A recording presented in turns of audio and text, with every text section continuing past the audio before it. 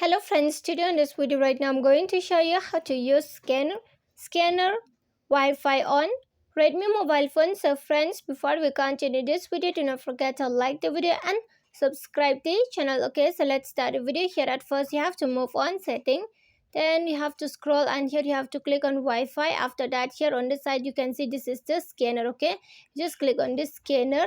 After you have been moved on, just put on the side. And now let's move on another device setting.